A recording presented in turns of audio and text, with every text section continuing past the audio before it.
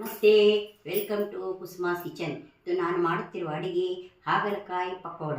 ಇದಕ್ಕೆ ಬೇಕಾಗಿರುವ ಸಾಮಾನುಗಳನ್ನು ನೋಡೋಣ ಬನ್ನಿ.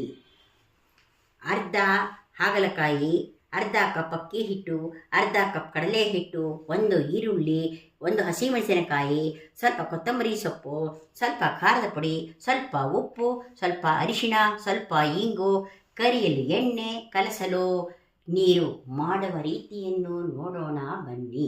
ಪಾತ್ರೆಯನ್ನು ತೆಗೆದುಕೊಂಡು ಅದಕ್ಕೆ ಕಡಲೆ ಹಿಟ್ಟನ್ನು ಹಾಕೋಣ. ಈರುಳ್ಳಿಯನ್ನು ಹಾಕೋಣ. ಮೆಣಸಿನಕಾಯಿಯನ್ನು ಕತ್ತರಿಸಿ ಹಾಕಿ. ಅಕ್ಕಿ ಹಿಟ್ಟನ್ನು ಹಾಕಿ. ಕೊತ್ತಂಬರಿ ಸೊಪ್ಪನ್ನು ಹಾಕಿ. ಹಾಗಲಕಾಯಿಯನ್ನು ಹಾಕಿ. ಖಾರದ ಪುಡಿ ಹಾಕಿ. ಅರಿಶಿಣವನ್ನು ಹಾಕಿ. ಉಪ್ಪನ್ನು ಹಾಕಿ. ಇಂಗನ್ನು ಹಾಕಿ. ಸ್ವಲ್ಪ ನೀರನ್ನು ಚಿಮುಕಿಸಿ ಕಲಿಸಿರಿ.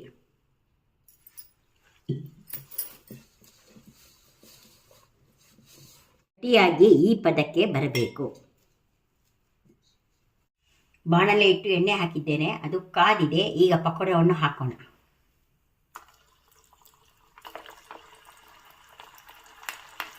ಆಯಿತು, ಈಗ ತೆಗೆಯೋಣ.